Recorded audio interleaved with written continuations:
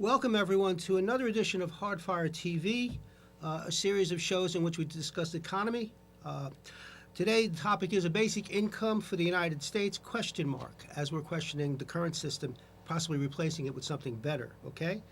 I'm your host, Tony Santoro, and specifically we'll be talking about basic income, the welfare state, reform of the bankrupt welfare state, as Dr. Weber at my left pointed. This is Dr. Cameron Weber. Hello, everyone. He's got a PhD in economics, one in history from New School for Social Research. He's also a professor at St. John's University in New York, and that's how I know him, as he's a colleague of mine. Yeah. And we also play music together. We fool around with some guitars occasionally and mess around with music. So we'd like to have a minute for Chuck Berry. Yeah, well, not a full minute, but we want to mention Chuck Berry, R.I.P. Yeah. I think, I hope you people caught the WKCR tribute to Chuck yesterday on the radio. In the morning, they did a wonderful tribute and played a whole lot of his best tunes. So, my dad used to have his 45s in his house, in my grandmother's house. They're probably very valuable today, more Chuck valuable Berry. than they were, say, Friday. The value's gone up Appreciate incrementally. that, Tony. Yeah, okay. Cameron, thanks so much. Now, to start, what exactly is a basic income, and what specifically about this idea are we talking about today? Okay. The way right now we have a welfare state that certain people get food stamps, certain people get corporate welfare. So right now, certain people get social welfare, certain people get corporate welfare. The idea is to replace all of this, which goes to certain people, with a basic income that goes to everyone. So the idea is to replace the existing welfare state which goes to certain people, with a basic income that goes to everyone. And what I'm talking about today is I have a chapter in this book called Basic Income in the Free Market. And this data is from 2010, from 2010. And I've recently updated the information for 2015 as part of this. This summer I'll be participating in the 16th annual Basic Income Congress. So people have been talking about the basic income for 16 years, and I think Norway, one country, has implemented it. I'm not exactly sure, but the idea Sounds like something Norway would do, after all. The idea is to make the economy more fair. Right now, welfare goes to certain people and not everyone. So the idea is to make equality and generality under the law, where basic income goes to everyone equally. Okay. That's the basic income. All right, so essentially the issue is the inefficient and cronyism welfare state in the USA. Could you talk a bit about cronyism? Let us know what that's all about. Sure. Well, corporate welfare is an example of cronyism, where the EPA or the Department of Commerce or the International Trade Commission or the Ex-Im Bank gives certain grants or subsidies to some companies and not other companies. So depending how politically well connected you are determines whether or not you get a subsidy.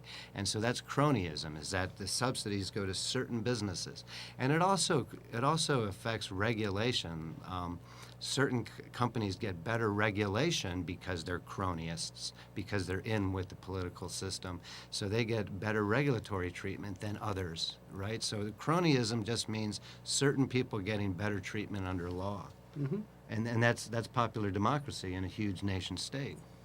So what you're proposing is a flat rate given to every citizen in the United States Exactly. Over the age of 18, I think, right? Yeah. The age 18 and over, my calculations show that you can get rid of all social and corporate welfare, which goes to certain people, and you can give almost $1,000 a month to every single person age 18 and over, which is. So you say almost. So there's some variation there. It's about $9,500. It's about $970 a month per person age 18 and over for the figures for 2015, and that's about 75% of the population is 18 and older, would be getting a basic income, and what's the best part about the basic income right now, you have bureaucrats and technocrats and politicians determining food stamps. All right, you get what, $400 a month to buy food, here's your food stamps, right? How do these politicians know better than the individuals? Here's your $100 a month for transportation. How do the politicians know better than individuals? Here, agribusiness, here's your $1 million for not planting corn today. So the idea is to get rid of all of these government set schedules and give cash to people, and then that would create economizing behavior. And then you would expect to see the economy pick up speed a little bit because people will be getting cash instead of these cronyist state-set price schedules for different things. So when you talk about the welfare state, you're not only talking about the poor, but you're talking about corporations as well. Yeah, let me just, for example, yes, there's social and corporate welfare. Social welfare is the Department of Health and Human Services. They're the ones that do Medicare, Medicaid, Social Security, and the Affordable Care Act. And then Social Security, Department of Education, Department of Labor is social welfare, and then HUD is social welfare. But corporate welfare is Department of Agriculture, Department of Commerce, Department of Transportation, Department of Energy, NASA, Department of the Interior, EPA, Corps of Engineers, and the Small Business Administration is all corporate welfare. So the idea is to get rid of all social and corporate welfare, replace it with the basic income because it would create everyone equal under the law. Everyone's getting the basic income, and you won't be lying on your income tax anymore for social welfare because it's not means tested. Everyone gets it no matter what your income is. So it reduces the incentive to remain poor. You're proposing a radical well, I wouldn't say redistribution of wealth, but redistribution of government, essentially. Would you say? Yes. So basic government as we have it now. Would you talk about how this would then your proposal would Yeah, you need most economists agree that you need a basic government, and a basic government is basically the rule of law. And so like I said in this book, a basic income and the free market, I describe what basic government is, and that's the government that was created under our first president, George Washington. He created certain departments, and these were the only departments in place until 1847, when Zachary Taylor did the Department of Interior. But the basic government, or core government, or what most economists agree are necessary, would be Department of Defense. Most economists agree that national defense is a public good. And I'm also including, being generous, I'm including the Department of Homeland Security.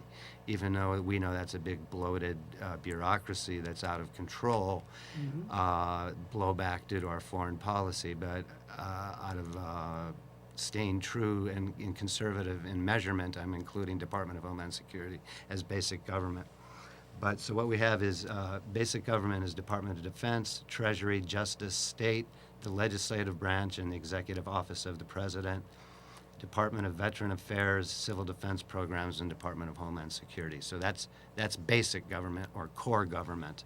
Right. And that's 35% of government spending is basic or core government, and welfare spending, both corporate and social welfare spending, is 65% of federal government expenditures in 2015. Now you're also including, though I notice, Environmental Protection Agency as part of corporate welfare. Corporate welfare. Could you discuss that a bit? Yeah. Okay. The Environmental Protection Agency, like I said, that's part of corporate welfare. The EPA gives certain grants to certain people to do things, right? And not to other people. So only certain people get those grants, for exploring ways to reduce pollution or effluent systems into streams. Only certain companies get those research and development funds, usually the well-connected companies and the bigger companies who contribute to campaigns. So that's corporate welfare. And like I said, also with regulations, certain companies would say get special deals on mineral rights in Department of Interior, as regulated by the EPA. So these certain companies get special regulations or grants or subsidies. So that's cronyist social welfare. Yeah. The most egregious example is is the Department of Agriculture. The Department of Agriculture by far is the largest corporate welfare at $126 billion a year. Now, when people think about the Department of Agriculture, though, Yeah. I mean, when you think about agriculture, we think about farmers. You know, the image that comes to mind of these, you know, people struggling just to grow crops and that Yeah. sort of thing. Yeah, I guess that's a bit of a myth. That's a 1930s myth.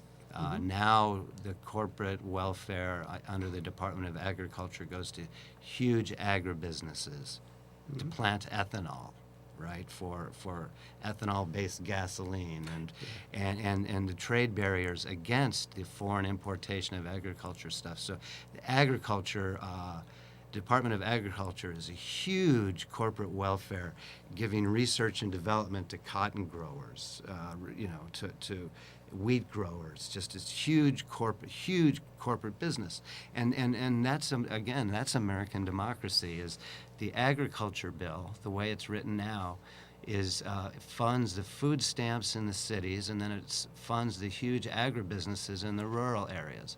So the Democrats and the Republicans both vote for each other's food stamps and corporate welfare under the agriculture bill, and then you know, they fight about it, but in the end they vote for each other's corporate and social welfare, and that's like I said, $126 billion for the Department of Agriculture. All right, so it looks like your plan would be to replace the welfare state in the United States, Yeah. both corporate and social. Yeah. So how much basic income would everyone get? Right. So the idea is to replace the 65% of federal government spending, or $2.4 trillion, $2.4 trillion in Yeah. corporate and social welfare, and replace that with a basic income, which would be $9,700 per person, $9,700. Annually. Yeah, $10,000 a year Right. per person, age 18 and older in the United That's States. every citizen over 18 would get this. Well, citizen is not necessarily what I would like to. That term doesn't quite fit your plan a bit. Anybody living in the United States Oh, would be my plan. people with green cards would get the $1,000. That whole green card thing is a scam anyway. People come here to risk their lives to come here to the United States. You know, let's not go there. Let's not go there. Well, you know, we want to be clear though, and just want to. Well, the census. My data is from the Census Bureau, and the Census Bureau counts non-citizens as well, Okay. or non-green card holders, or red card, or whatever card you're holding on a particular moment. But the other point is that the poverty level, you know, whether or not we can believe the official U.S. government poverty level figures, is around $12,000 a year for the lower 48 states. So the basic income of $10,000 a year would mean that almost every person lives above the poverty level. Yeah, right. So it's basically, there would be no poverty because we're replacing the poverty as measured with the basic income. You know, It's a way to win the war on poverty, which they haven't been able to do for years and years. Yeah, there's always a war on something. War on terrorism, war on poverty, war on communism, Okay. war on, what else? Too many. War on fear. Yeah, fear. Yeah. Now, your plan, you posit, would in fact affect economic growth as well. So it'd Yeah. be good for the economy. Just give us a brief idea of how that would work. Well, if you replace the welfare state, just say social welfare, which is about 85% of all welfare, and just give people cash, give them a basic income instead of giving them vouchers. Then they start they start thinking towards the future. Hey, I've got cash. I'm going to buy this, I'm going to buy this, I'm going to buy this, instead of a voucher which tells them how much housing they can have, how much food they can have. If you replace it with cash, then they start thinking towards the future. It's no longer a crisis day-to-day poverty situation. They're part of the cash economy. They have more freedom of choice. And like what's important is that everybody gets the same amount, right? So you replace the bureaucratic set prices, schedules, and replace that with cash. So people start economizing. So you would expect to see more economic growth. Question. Yeah. This roughly $1,000 a month. It goes Yeah. to the citizen. Well, it goes to the $10,000 a year, so about 900. It goes a to month. people in the population. Does it go to corporations at all? No, no, right. So Corporate welfare is essentially shut off. yeah, you get Shut down. Yeah, you get rid of all of those agencies that I read. Sounds good. Yeah. You get rid of all corporate welfare, and that's what makes a lot of people angry is the corporate welfare. Make a lot of people happy if this was in effect. And Yeah. you mentioned earlier before we went on the air that this actual plan has been working well in Norway. There's been an experiment. There was one experiment, kind of a famous experiment, where they did it in the United States in one city. I'm not exactly sure where it's being implemented right now. I think they did a referendum in Switzerland about it that was voted no. But the other thing I wanted to mention in terms of the equality and generality under the tax law, we're replacing the Democrats like the social welfare in the cities, right? They like giving food stamps and housing vouchers because it assures the Democrats' votes, right? Mm-hmm. You get rid of this partisan stuff and give cash, basic income, you get rid of the politics behind it, right? Mm-hmm. So you start opening up more wide, less cronyist politics. But one of the in terms of equality and generality under the law, I'm also recommending tax reform. So you would get rid of all you'd get rid of all taxes as they are now, which is very, very complex.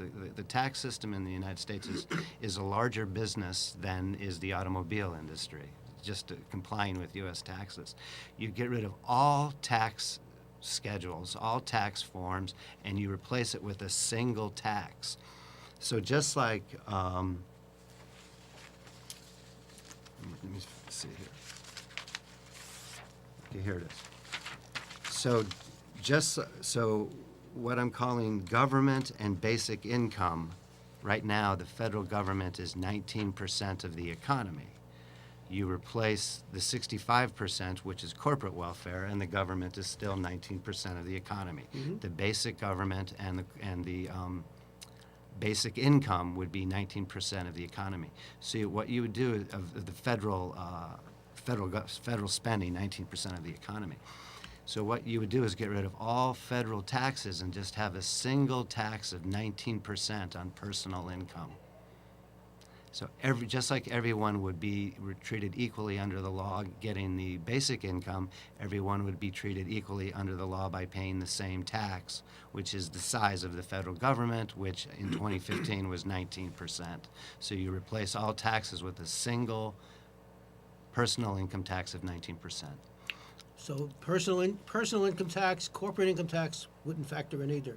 No corporate income tax. They need to get any welfare, and then they don't get taxed. So.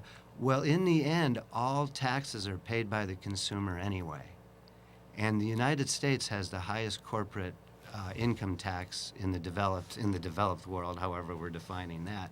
So that's a problem.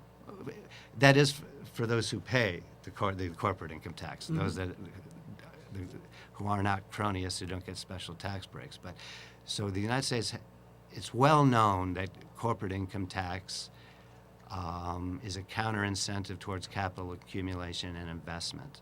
So the idea would be to get rid of all of the complicated tax schedules and just have a personal income tax of 19%, just like personal individuals are getting the basic income. Because in the end, the consumer pays for all the taxes anyway, right? Because they're the ones who are paying the price. So it doesn't really matter who's paying the taxes. But to be fair, I'm suggesting everyone pay a single rate because everyone's getting the basic income. Everyone's getting the basic income. Everyone will take the basic income happily. Yeah. And then, of course, they'd be liable to pay their taxes, which in some cases in the country, not everyone bothers to pay their taxes or finds ways to beat it. Yeah. So So it alleviates that situation as well, doesn't it? Yes, it removes the incentive for cheating the IRS because everyone's treated the same. Yeah, and so it could either be a personal income tax, or else it could be a value-added tax. It could be a single value-added tax. So if the federal state is 19% of the economy, then you would have a single sales tax of 19%, and that would pay for the federal government. So you just have a single tax, and that single tax would either be a personal income tax or else a value-added tax or a sales tax at 19%, because the federal government is 19% of the economy. Okay. So that's my recommendations for the basic income. Okay, yes. just so our audience is clear then, so your proposal essentially is this $1,000 roughly per person in the country replaces Social Security, Yeah, it does. replaces welfare, It does. replaces, say, disability benefits. Everything gets replaced with this. Yeah, and right, Tony, and so right now you have the state pretending to provide for people, giving them vouchers. You know, here's your chicken feed. You know, vote for me, right? If you get rid of all of that, the federal, state, corporate, and social welfare pretending to help people, and replace it with the basic income, you might get a lot more mutual aid, and where people are actually helping each other. Instead of dependency upon the state, Mm-hmm. people are helping each other. Right, so you would get rid of all of these things that you've named, and replace it with $10,000 a year cash, and hopefully people will start helping each other like they did prior to the 1930s and the buildup of the corporate of the social welfare state and corporate welfare cronyism. You had mutual aid organizations, religious organizations, ethnic organizations, immigrant organizations, neighborhood organizations. It's amazing how you see it in Astoria, all of the vestiges of these Greek societies and things like that of mutual aid organizations prior to when the state pretended to help people. Exactly. And if you go back to the 19th century, you find out that, for instance, the public school system was a grassroots thing. It didn't come from the Right. government. It didn't come from the state. Right. You know, a lot of these, social organizations sprung up Yeah. from the people. Exactly. That's gone totally out the window. That's what Alex except for DeTocqueville. Astoria, as you mentioned. Well, sure, and there are still some volunteer fire departments, I guess, and there are mutual aid organizations, but these mutual aid organizations that exist would just get boosted more with a basic income tax as you replace the inefficient and crony corporate and social welfare with a basic income. And I'm arguing for the basic income because it's more economic, right? And it provides its equality under the law, and it gives individuals more determination over their lives, right? And what I would expect to see under a basic income, so right now the core government that I mentioned is about 6% of the economy. Mm-hmm. The federal government, core federal government, is 6% of the economy. And then that makes the basic income or social and corporate welfare 13% of the economy. What I would expect to see is as the economy becomes more efficient due to the replacement of the welfare state with a basic income, that people would start to then, wait a minute, I'm not so interested in paying 19% tax anymore. We're becoming more and more wealthy. The core functions of the federal government are 6%.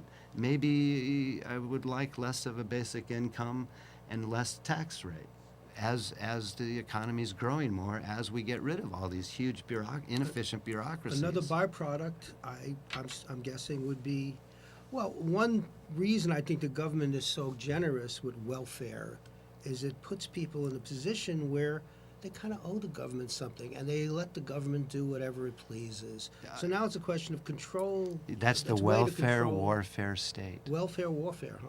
Welfare warfare state. Welfare warfare. Exactly. Yeah. Which was put in place in the 1930s Mm-hmm. in preparation for World War II, right, where we had the largest peacetime draft in American history. The only peacetime draft in American history under the welfare warfare state created under the New Deal Yeah, but back to this book. I don't mean to keep pumping this book, but Hold it up nice and high. Here it is. Basic Income in the Free Market. Yeah, By Dr. Cameron. I have my chapter in here is basically what I just described. Okay. But my friend Peter Bedke, who's an economist at George Mason University, he describes how in this book how difficult it would be to transfer from today's social and corporate welfare to a basic income because of all the special interests who are involved. So he's skeptical that it could actually be done. So it is something of a utopian idea, but it's nice to talk about it and to think about it. Okay, well, great. You know, we've done a couple of shows on Hardfire on these topics, and you can find them on the YouTube if you care to look them up and, you know, find out more about these issues and ideas, basically. Any closing thoughts? We've got about a on couple minutes here. YouTube. On YouTube, oh yeah, you can see my paper on CameronEconomics.com, which you'll see in the credits. You'll be able to read my basic income paper on my website, and then to find Hardfire shows on YouTube, just type in HardfireTV Brooklyn Free Speech Cable is where we are. HardfireTV, Brooklyn yeah. Free Speech Cable. Yeah. There you go, folks. So if you care to further inform yourself about these topics, these are great ideas. As Cameron mentions, they're radical ideas, and we have more than but we can try, and we have more than 100 shows on YouTube. Yeah. I've produced about 15 shows, and my predecessor, who put the show together, Gary Popkin, did more than 100 shows. Mm-hmm. So between that, there's a lot of hard fire on these political economy issues, libertarian issues that you can find on the internet. Yeah, and you mentioned libertarian issues. You know, I know you're very Right. active with the Libertarian Party. Well, I'm sure a lot of these ideas jibe with their ideas. It's basically right, free minds and free markets, and Mm-hmm. small state and mutual aid, and that's why we're talking about the basic income today, right? Mm-hmm. Yes. And we know that whatever they've got in place right now is not working for most of us. Yeah, a lot of So, people are angry. a lot of look people at the are angry, and guess- result of the election. The result of the anger, we see what's in the White House now. President Even Trump, more anger. two words that should never go together. President Trump, sort of like mother's orgasm or something like that. Two words that don't belong together. Okay. Anyway, we've done a couple of shows on Hardfire that you can look for. Okay, essentially, this has been about the notion that we can give a basic income of $1,000 or so to every person in the United States and eliminate all welfare and that sort of thing, corporate and social. United States citizens or anyone in this country, no more Yeah. welfare or Social Security. This would definitely be a big change. Let's put it that way. But I think, as Dr. Weber points out, it would certainly be a change that hopefully would certainly inspire the population to maybe think more about taking care of themselves and not be Right. so indebted to the government. You know, which is not a Very good thing good. at all. Right. You know. Yeah, and speaking of, yes, it is a radical idea, but at first they laugh at you and then they steal your ideas. Okay. Thanks so much, Dr. Weber. It's been a pleasure to have you on Hardfire, Thank you. and we'll see you again, I hope. Yes, sir. Thank you for hosting, Tony. You're welcome.